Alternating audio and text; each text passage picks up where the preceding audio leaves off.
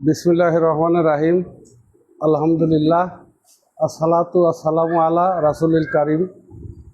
আজকের Lakshmipur union BNP কর্তৃক ৩ নম্বর ওয়ার্ডের আয়োজিত আজকের এই আলোচনা সভার সম্মানিত সভাপতি উপস্থিত আটগড়ি উপজেলার সাবেক সহসভাপতি জনাব হেলাল উদ্দিন, আমার সাথে উপস্থিত আছেন আজকের এই মঞ্চের যিনি সভাপতিত্ব করছেন বাংলাদেশ জাতীয়তাবাদী দল ৯ নং ওয়ার্ড বিএনপির সম্মানিত সভাপতি জনাব লিটন, বাংলাদেশ জাতীয়তাবাদী কৃষক দল লক্ষ্মীপুর ইউনিয়ন শাখার আহ্বায়ক জনাব আক্কাজ আলী, মঞ্চে উপবিষ্ট আছেন আমার রাজনৈতিক সহযোদ্ধা আটগড়া উপজেলা মহিলা দলের মহিলা সম্পাদিকা এবং পাবনা জেলা মহিলা দলের সাধারণ সম্পাদিকা জনাবা খায়রুন নাহার মোনা, শামসুর রহমান মরা এবং মঞ্চের বাম পাশে আমার মহিলা নেতৃবৃন্দ, মঞ্চের সামনে উপস্থিত আছেন অত্র অঞ্চলের বাংলাদেশ জাতীয়তাবাদী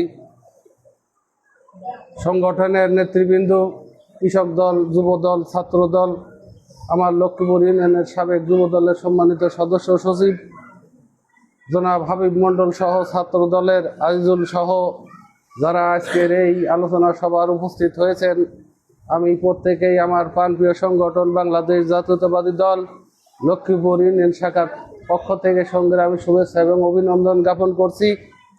আজকের এই আলোচনা সভা যে উপলক্ষে আমাদের প্রিয় নেত্রী দেশ নেত্রী বেগম খালেদা জিয়া সুস্থতা কামনা করে আগামী ১ সেপ্টেম্বর বাংলাদেশ জাতীয়তাবাদী দল বিএনপির প্রতিষ্ঠা বার্ষিকী উপলক্ষে আজকের এই আলোচনা।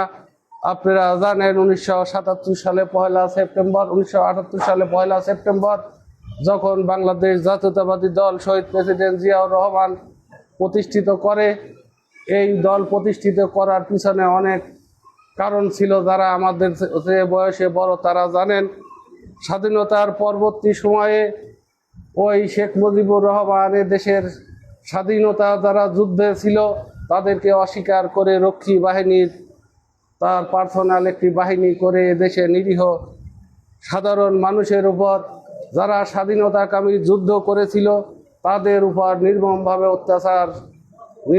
অত্যাচার অন্যায় তাদের উপরে চাপিয়ে দিয়ে জুলুম করতেন। কারণ শেখ মুজিবুর ছিলেন ভারতের দাবিদারি একটি সরকার, সেই সরকার ভারতের কথা মতো ১৯৭২ সালে সংবিধান তৈরি করে এদেশের মানুষের উপরে চাপিয়ে দেয়। কিন্তু এদেশের যুদ্ধ যখন সেনারা মুক্তিযোদ্ধারা দেখলো যে আমাদের যুদ্ধ শেষ হয় নাই, ১৯৭৫ সালে ১৫ই আগস্ট শেখ মুজিবের মৃত্যুর পরে দেশের মধ্যে একটি অস্থিতিশীল পরিবেশ তৈরি হয়, সেনা বিদ্রোহ তৈরি হয়। ১৯৭৭ সালে ৭ই নভেম্বর যখন সিপাহী জনতা জিয়াউর রহমানকে ওই সেনা ক্যান্টনমেন্ট থেকে বের করে নিয়ে এসে বাংলাদেশের দায়িত্ব তুলে দেন, তখন অনেকেই ভেবেছিল যে জিয়াউর রহমান হয়তো আজকে সেনা অভ্যুত্থানের মধ্যে নিহত হবেন, কিন্তু না, সেদিন সেনাবাহিনী এবং বাংলাদেশের সাধারণ মানুষ মনে করেছিল জিয়াউর রহমান যদি দেশের রাষ্ট্রীয় ক্ষমতা নেয় তাহলে দেশ ঘুরে দাঁড়াবে। ঠিক তাই ১৯৭৮ সালে ১ সেপ্টেম্বর বাংলাদেশ জাতীয়তাবাদী দল প্রতিষ্ঠিত হওয়ার পর এই দল বাংলাদেশের মানুষের পেটে ভাত জোগানোর জন্য শহীদ প্রেসিডেন্ট জিয়াউর রহমান পৃথিবীর বিভিন্ন উন্নত দেশগুলোতে ঘুরে ঘুরে এদেশে কিভাবে মানুষের পেটে খাদ্যর উৎপাদন বাড়ানো যায়, মানুষ কিভাবে বেঁচে থাকবে, এই পরিকল্পনা যখন নিয়ে উনি পৃথিবীর বিভিন্ন দেশে ঘুরে বেড়াতেন, তখন বাংলাদেশের আপনারা জানেন বাংলাদেশের প্রতি বিভিন্ন ইসলামিক দেশগুলো উন্নত দেশগুলো তখন জিয়াউর রহমানকে উন্নত মানের বীজ এবং কৃষি যন্ত্রাংশ দিয়ে এদেশের কৃষকদের হাতে তুলে দিয়ে কৃষি উন্নয়ন তৈরি করে এদেশের মানুষের পেটের ভাত জুগিয়েছিল। কিন্তু স্বাধীনতার বিপক্ষের শক্তিরা এদেশের বিরোধিতা করে ১৯৮১ সালে ৩০শে মে যেদিনকে ওই চট্টগ্রাম সার্কিট হাউসে শহীদ প্রেসিডেন্ট জিয়াউর রহমানকে নির্মমভাবে হত্যা করে একদল সেনা, তারা বিদেশিদের চক্রান্তে লিপ্ত ছিল। সেদিন শহীদ প্রেসিডেন্ট জিয়াউর রহমান জানতেন না যে তার আজকে ওখানেই তার শেষ দিন, কিন্তু সে শহীদ প্রেসিডেন্ট জিয়াউর রহমানকে যখন সার্কিট হাউসে নির্মমভাবে হত্যা করা হয়, শহীদ প্রেসিডেন্টের ওই রক্ত তখন বলছিল, হে বাংলার আমার মা, আমি যদি আমি তো এই দেশের জন্য কিছু দিতে পারলাম না, আমি এদেশের আমার সহধর্মিণী বেগম জিয়া এবং আমার দুটি সন্তান তারেক রহমান এবং আরাফাত রহমান কোকোকে রেখে গেলাম। কিন্তু আমরা কি দেখলাম, জিয়াউর রহমানকে হত্যা করার পর স্বৈরাচারী হাসিনা স্বৈরাচারী এরশাদ যখন ক্ষমতায় আসে, উনি ক্ষমতার লোভে উনি দীর্ঘ 9 বছর ক্ষমতার আসনে থাকে। তখন আমাদের গণতান্ত্রিক আন্দোলন, সেই আন্দোলনের নেতৃত্ব দিয়েছিলেন আমাদের প্রিয় নেত্রী বেগম খালেদা জিয়া। সেই নেতৃত্বে যখন 90 সালে গণ অভ্যুত্থানে এই স্বৈরাচারী এরশাদের পতন হয়, 91-তে নির্বাচন হয়, সেই নির্বাচনে বিএনপি বিপুল ভোটে নির্বাচিত হয়ে সরকার গঠন করে। 96 সালে এই 91 সালে তখন এই বাংলাদেশের যুদ্ধ অপরাধী সংগঠন বাংলাদেশ জামাত ইসলাম বিএনপির সাথে ছিল, একত্রতা প্রকাশ করেছিল। 3 বছর ক্ষমতার সময় পার না হতেই তারা আবার বিএনপির থেকে পদ বের হয়ে এই বিএনপিকে আবার বাংলাদেশ রাষ্ট্রীয় ক্ষমতায় একটা বিপদের মধ্যে ফেলে দেয়। 1996 সালে আওয়ামী লীগের সাথে যায়, আবার আওয়ামী লীগের সাথে তাদের মতের মিল না হওয়ার কারণে আবার 2001 সালে বিএনপির সাথে তারা আবার যায়, বিএনপির কোলের মধ্যে ঢুকে 17টি আসন পেয়ে বাংলাদেশের রাষ্ট্রীয় ক্ষমতায় তারা 2টি মন্ত্রী এবং এমপি নিয়ে তারা এই দেশের রাষ্ট্রীয় ক্ষমতায় ছিল।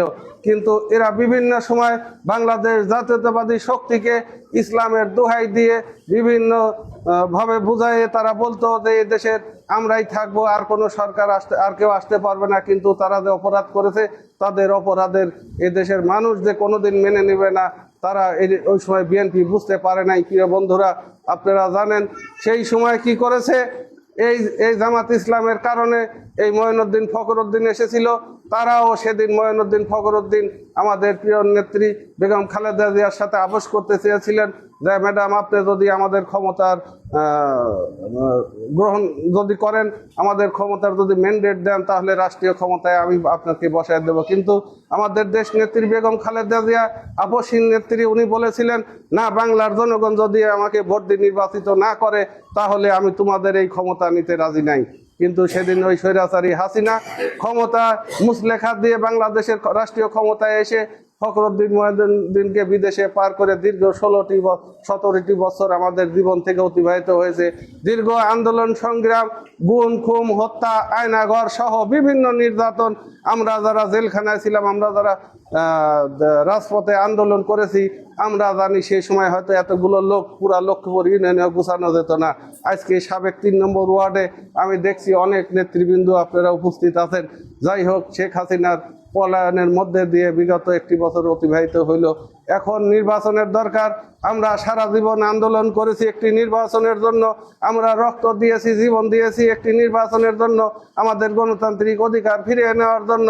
যখন এই ডক্টর ইউনূস আগামী 26 সালে ফেব্রুয়ারি মাসে একটি সম্ভাব্য নির্বাচনের রোডম্যাপ ঘোষণা করছে, ঠিক সেই মুহূর্তে এই ধর্ম ব্যবসায়ী কয়েকটি দল ঐক্যবদ্ধ হয়ে তারা এই নির্বাচনকে বানচাল করার জন্য গভীর ষড়যন্ত্রে লিপ্ত। আপনারা নিশ্চয়ই জানেন, যারা সোশ্যাল মিডিয়া টিভি দেখেন, তারা দেখছেন, তারা প্রতিনিয়ত একটি করে ইস্যু তৈরি করে তারা রাজপথে থাকে। তারা একবার বলে পিয়ার পদ্ধতি, আবার বলে যে না এই সংবিধান চাই না, আবার বলে যে না সবাইকে নিয়ে সরকার গঠন করা লাগবে। আরে ভাই, যদি সবাইকে নিয়ে সরকার গঠন করার দরকারই হয়, তাহলে আমি প্রতিযোগিতায় যাব কেন? আজকে পিয়ার পদ্ধতি যদি নির্বাচন হয়, আমার শ্রদ্ধেয় বড় ভাই কৃষক দলের সভাপতি আক্কাস ভাই বলে গেলেন যে আটঘরিয়াতে যদি হাবিবুর রহমান হাবিব এমপি হয়, আর যদি জামাত ইসলামও যদি একটা আসন যদি আটঘরিয়াতে দেয়, তাহলে একই আসনে কি 2টা এমপি হয়? এটা হতে পারে? এটা আদৌ সম্ভব না। বাংলাদেশের নারীরা 51% নারী আছে। এরা নারীরা যদি মনে করে যে বাবুল করিম আর কে সবুজ পুরুষের কোনো ভোট আমাদের দরকার নেই, আমরা নারীরা একটা ব্যানার নিয়ে একটা প্রতীক নিয়ে নির্বাচন করব, তাহলে দেখা যাবে তারাও 1/3 সংখ্যা নিয়ে দেশের রাষ্ট্রীয় ক্ষমতায় যেতে পারে। বাংলাদেশের হিন্দু বৌদ্ধ খ্রিস্টান পরিষদ তারাও যদি মনে করে যে আমরা মুসলমানদের ভোট দেব না, তারা একটা প্যানেল দিয়ে নির্বাচন করলে পরে তারা হয়তো 20-50টা সিট পাবে। যারা মদ খায়, ইয়াবা খায়, গাঁজাখোর, বাংলাদেশের যদি এই নেশাগ্রস্ত লোক যদি দাবি করে আমরা নির্বাচন করব, আমরা নেশাগ্রস্ত কমিটির থেকে আমরা নির্বাচন করব, তাদের তো দিতে হবে। তারা যদি নির্বাচিত হয়, তাহলে দেখা যাবে যে তারা 10-20টা সিট পাবে। তাহলে কি হবে, সংসদে যে সরকার গঠন করবে সেই সরকার টিকতে পারবে না, 2 মাস 1 মাস পর সরকার পরিবর্তন করা লাগবে। কারণ যখন সরকারের সমর্থন হারিয়ে যাবে তখন তো নির্ধারিত সংখ্যা না থাকলে সরকারে কেউ থাকতে পারবে না। এই জামাত ইসলাম সহ এই ধর্ম ব্যবসায়ীরা এই দেশকে আবার সেই অস্থিতিশীল অকার্য একটি দেশ পরিণত করার জন্য গভীর চক্রান্তে লিপ্ত। তাই আমি আপনাদের উদ্দেশ্যে বলতে চাই, আগামী দিনের যে নির্বাচন হবে আমাদের প্রত্যেকেই সতর্ক থাকতে হবে। আমাদের মধ্যে অনেকেই বলে যে না ওই ছাত্রু ভালো না, বাবু ভালো না, ওই অমুক ভালো, এই সব কথা বলা যাবে না। আমরা বিএনপি কামী লোক, আমরা বিএনপিকে ভালোবাসি, বিএনপির পক্ষে আমরা রাজনীতি করি। যেখানেই কথা বলি আমাদের দেশ নেত্রী বেগম খালেদা জিয়া এবং আমাদের প্রিয় নেতা তারেক রহমান যে 31 দফা দিয়েছে, 31 দফার মধ্যে বাংলাদেশ একটি গণতান্ত্রিক এবং উন্নয়নশীল স্বনির্ভর দেশ গড়ার সম্ভব। এই 31 দফার মধ্যে আগামী দিনের সরকার, আগামী দিনের প্রশাসন, আগামী দিনের আইন বিচার বিভাগ, আগামী দিনের শাসন বিভাগ কিভাবে চলবে 31 দফার মধ্যেই সম্পূর্ণ লিপিবদ্ধ আছে। তাই আমি আপনাদের বলতে চাই, আজকের থেকে আমাদের এই সাবেক 3 নম্বর ওয়ার্ড থেকে আমরা সবাই ঐক্যবদ্ধ থাকব। আমরা বিএনপি এবং বিএনপি সহযোগী অঙ্গ সংগঠন যারা আছি সবাই মিলে আমরা আগামী দিনে হাবিবুর রহমান হাবিব এই ঈশ্বরদী আটঘরিয়াতে ধানের শীষ প্রতীক নিয়ে আসবে, তাকে আমরা বিপুল ভোটে নির্বাচিত করে আগামী দিনে ঈশ্বরদী আটঘরিয়া থেকে আমরা মন্ত্রী নিয়ে এদেশ আটঘরিয়া উপজেলাতে একটি সুন্দর রাস্তাঘাট এবং একটি মডেল লক্ষ্মীপুর ইউনিয়ন যাতে তৈরি হয়, আমরা সেই লক্ষ্যে আশা করে আমি আপনাদের ঐক্যবদ্ধ থাকার জন্য এবং বাংলাদেশ জাতীয়তাবাদী দলের পক্ষে থাকার জন্য আমি আপনাদের সবার সুস্বাস্থ্য কামনা করে আমি কথা শেষ করছি। বাংলাদেশ জিন্দাবাদ, শহীদ জিয়া অমর হোক, খালেদা জিয়া জিন্দাবাদ, তারুণ্যের অহংকার তারেক রহমান, আগে বাংলাদেশে সবাই ভালো থাকবেন।